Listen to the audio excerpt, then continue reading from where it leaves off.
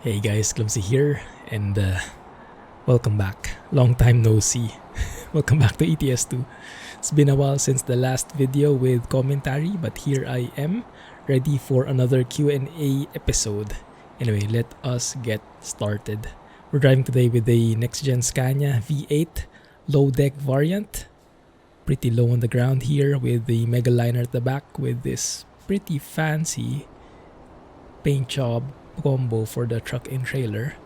How do you even read that? Van Oostenbrugge. Probably not how you read it, but anyway. Kriechbaum sounds.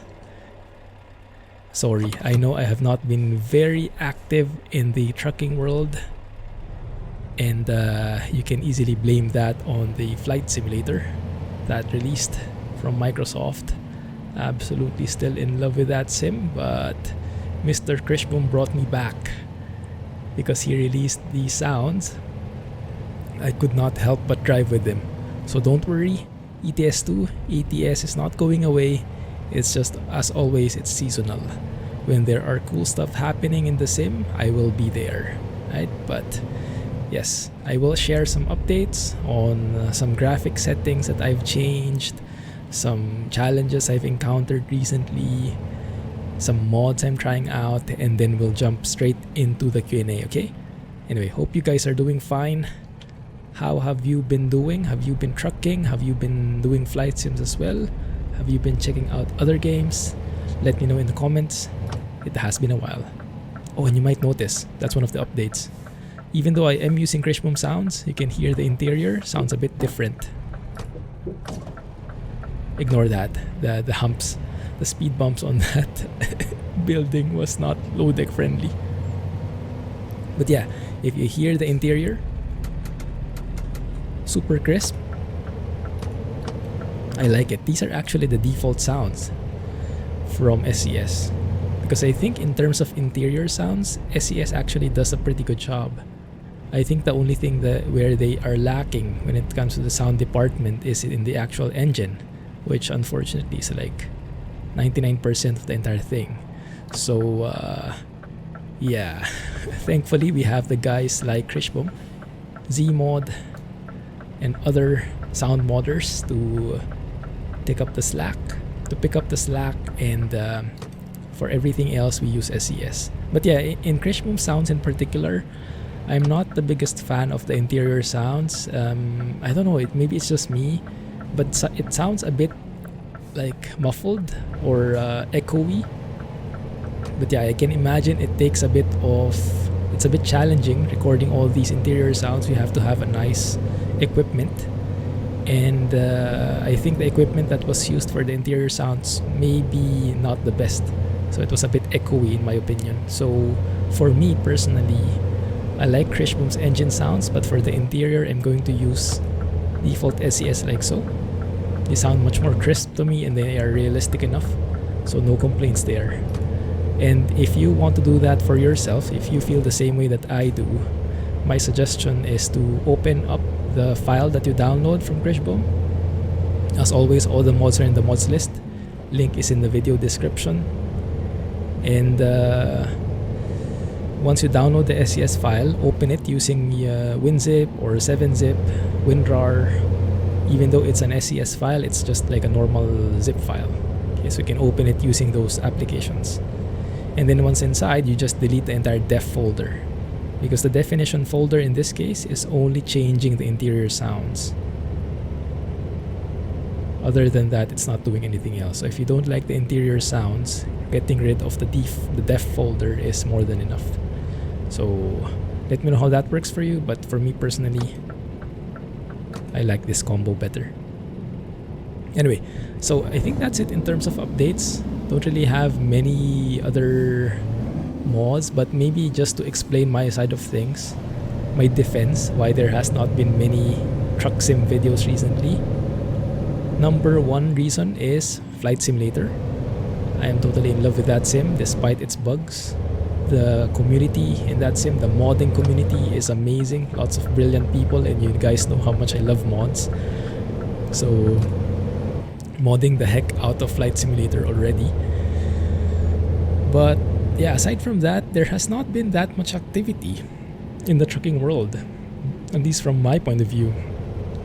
So we have gotten the Western Star truck recently, Western Star 49X, not Fortnite and that's great. That's why I got into it and streamed it immediately after it went out.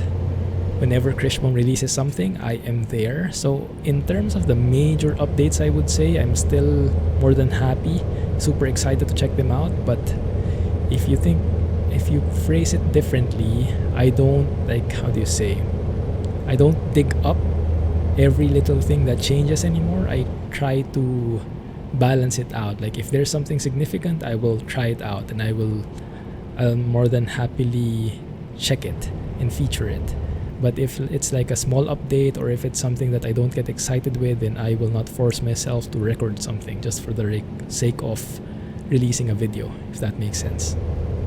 And in that way, whenever I release something, you guys would know it's something that I'm really excited for. And hopefully that reflects in the videos, in my voice and everything, in the tone and the enthusiasm. But yeah, in terms of enthusiasm for these sounds, oh my goodness, beautiful. I must say I really missed driving the NextGen Scania. It has been so long since I drove this truck. I've been staying away from it since Fmod, since 1.37, because Kriechbaum has not released an update for NextGen Scania. Neither has EVR, and those two guys are my main trusted ones when it comes to engine sounds. So I have been waiting, and finally that day has come, and here we are. So looking forward to more miles, more kilometers with this truck. Anyway, so in terms of performance, hope you guys are experiencing pretty smooth frame rate from what you are viewing right now in this video. I have encountered a couple of challenges when it comes to frame rate. My system has been acting up recently. My recording equipment, my recording software, there's a bit of conflict in there. OBS Studio and ETS2, they're not the best of friends right now. I shared more details on this to my Patreon crew, so they are getting the nitty-gritty details on what has been changing. I'm releasing a couple of special behind-the-scenes videos for them, so that they're updated, and if they want to learn that kind of thing, if they're interested in those things, then that might prove helpful for them as well. And if you're interested in these kinds of things, check out the Patreon page. Patreon.com/theclumsygeek should get you there, and the rest of the details are there. Anyway, to sum it up, what I have right now, you guys know I'm a huge fan of NVIDIA Profile Inspector settings, NPI settings. Huge thanks to Beng and Jay, GerScaniaTrucker, and the rest of the gang over at RoX forums for being such hardcore guys who test each and every setting to see which works with ETS2 with each and every update. So huge props to you guys. Thank you for all the hard work you do and for sharing your knowledge with the community. So I'm using NVIDIA Profile Inspector settings, 4x anti-aliasing, and that's why you see minimal jagged edges compared to the default settings. However, I had to lower my shadow settings, my shadow size, and those with keen eyes probably noticed it already. Depending on the angle of the shadows, you might notice a bit more flickering, like there on the railings, in the distance. A bit more flickering, a bit more jagged shadows. I had to lower it down to 4096 pixels. It was originally on 8192. That is the recommended value to get very high resolution shadows, so it's not jagged. But it's not very friendly on performance, and I found especially in areas where it's pretty bushy, where there are lots of trees, the impact on FPS is significant.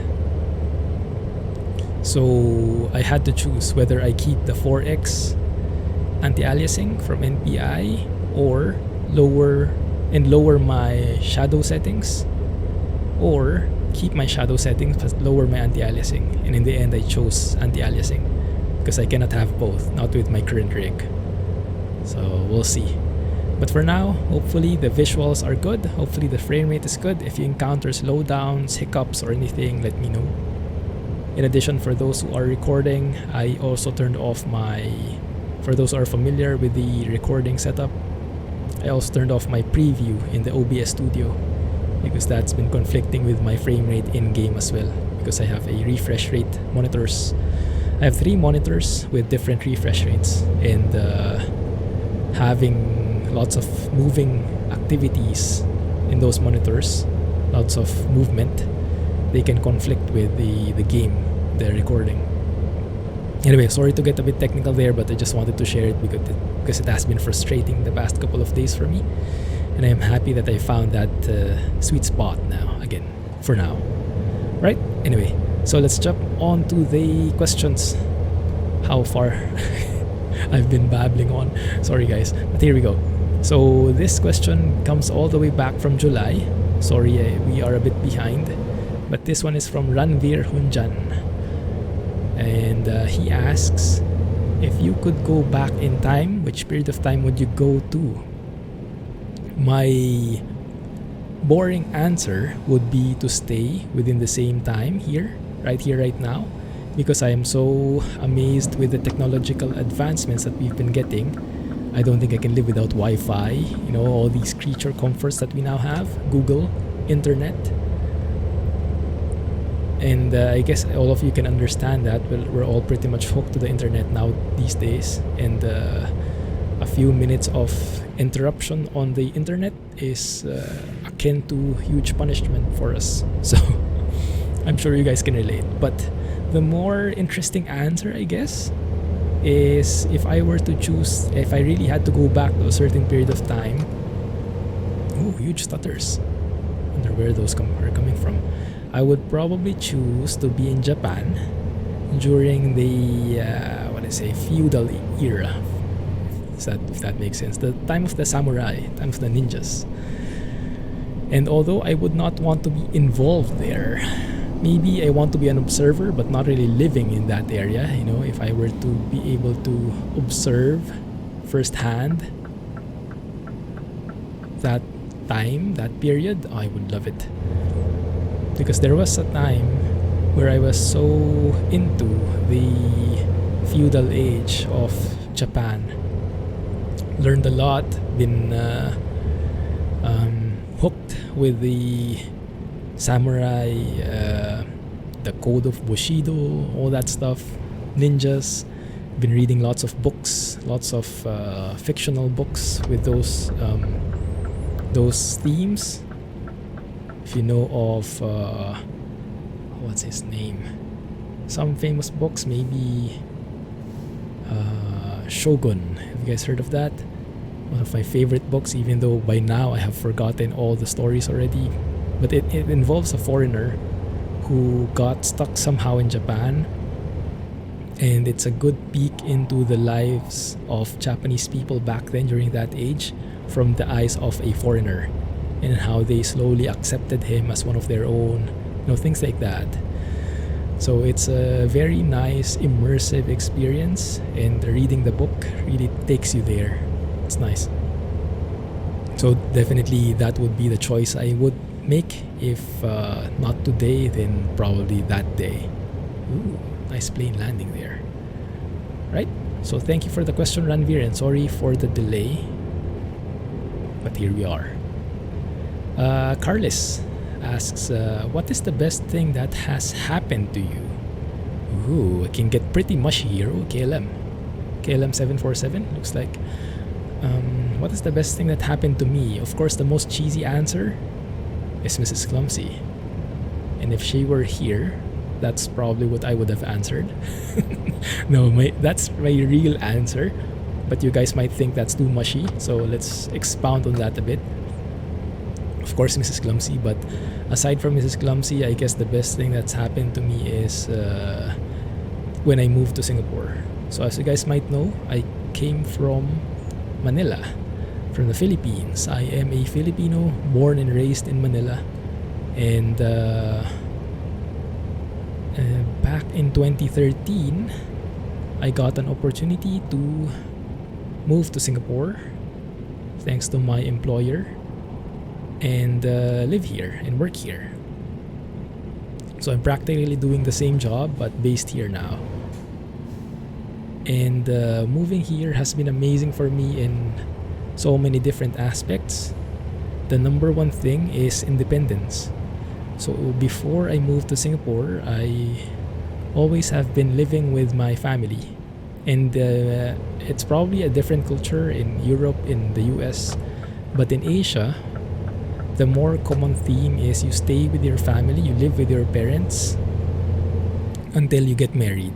That's the more common behavior. So even if you're in your 20s, sometimes even in your 30s, some people don't even move out. They stay with their parents if they don't get married. Some people even get married and still stay with their parents. So very different from probably what you guys are experiencing in the US and in Europe.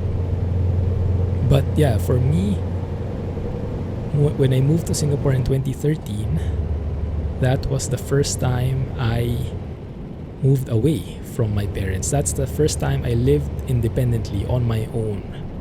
And even though I miss my parents, I miss my family, it really taught me a lot of living independently. That's something that I really recommend everyone does when they get to a certain age, because it really teaches you so many things. It teaches you how to cook, how to survive, how to manage your bills, how to manage your finances, and it gives you that next level of adulthood. You become a real adult at that point, because before then, if you live with your parents, your family, it's like I wouldn't say easy mode, but you wouldn't know the full brunt of being an adult.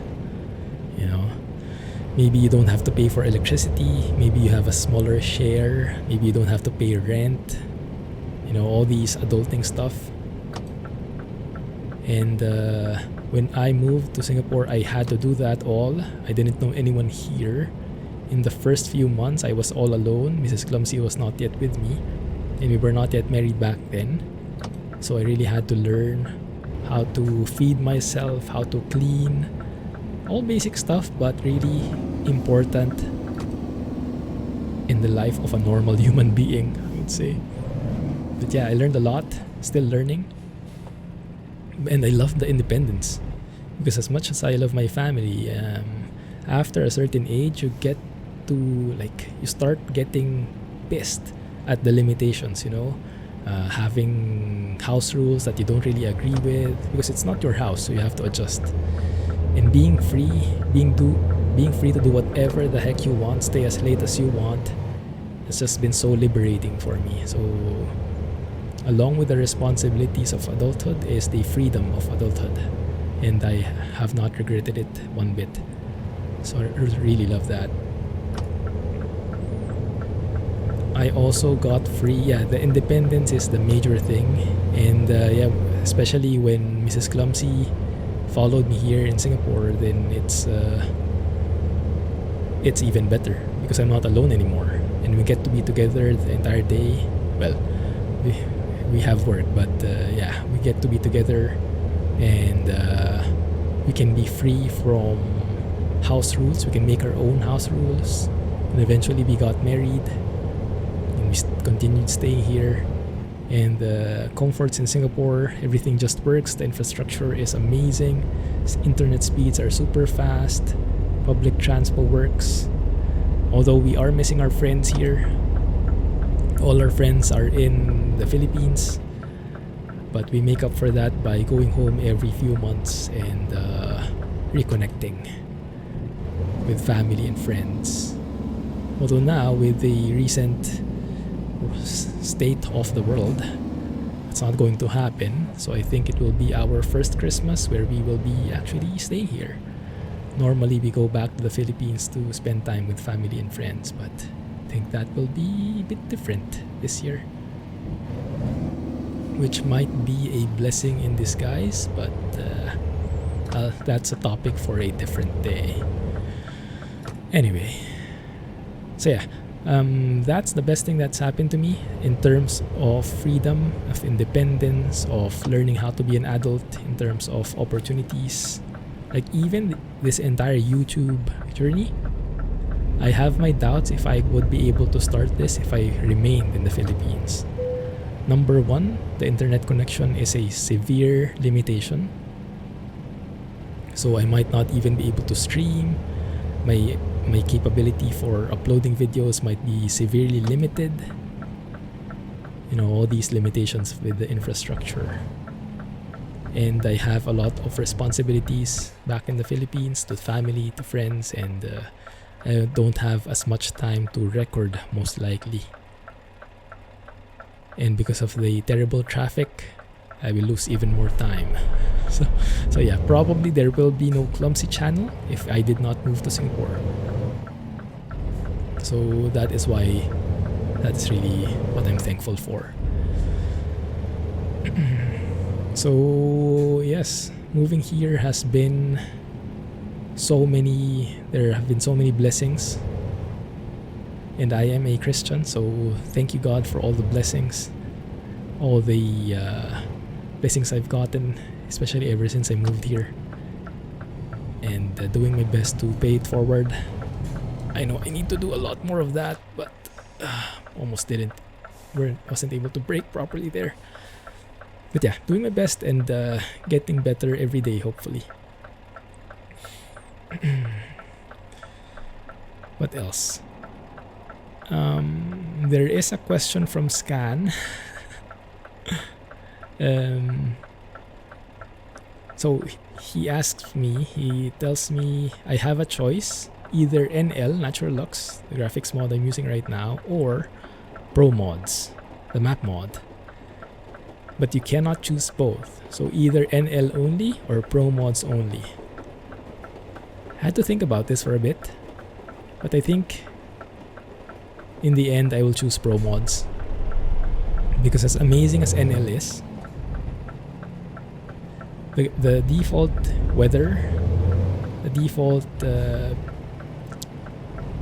look graphics in SES is not that bad. It can definitely be improved.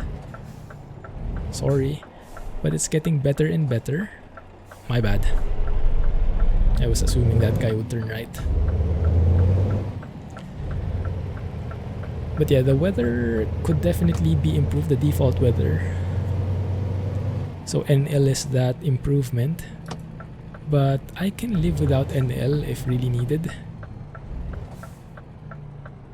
But removing Pro mods, removing map mods in general, I think will be such a huge negative impact to the entire experience, because as it is at this moment, there are still so many old areas in ETS2, like from 6 years ago and whatnot from the release. UK, Belgium, Netherlands, some parts of Germany. Those very old ones in the Eastern Europe areas, very old, that if you remove Pro mods, you're stuck with those old areas and the experience will be not pleasant. I'm just imagining those super old, small, unrealistic prefabs, those lanes that cut off. Oh, I'm cringing already. So I think Pro mods will be my choice. It's going to be a very hard choice, but in the end I will choose Pro mods. Now, if things change in the near future, when SES slowly remakes their areas, fills in those gaps, those old areas, they renew them, then maybe I can live with the default more. But for now, at this current stage, I will have to choose Pro mods. Done deal. That went by too fast, my goodness. But yeah, thank you for the amazing questions, guys. Sorry for the delay. And hope you enjoyed this short video. Oh, that was super short, not even 30 minutes. Probably make one more, because I did miss answering these questions and talking with you guys. So hope you enjoyed this one. Look forward to more in the coming future. We'll try to balance it with Flight Simulator. So thanks for watching. Have a nice day. Clumsy Trucking, and catch you in the next one. Bye-bye.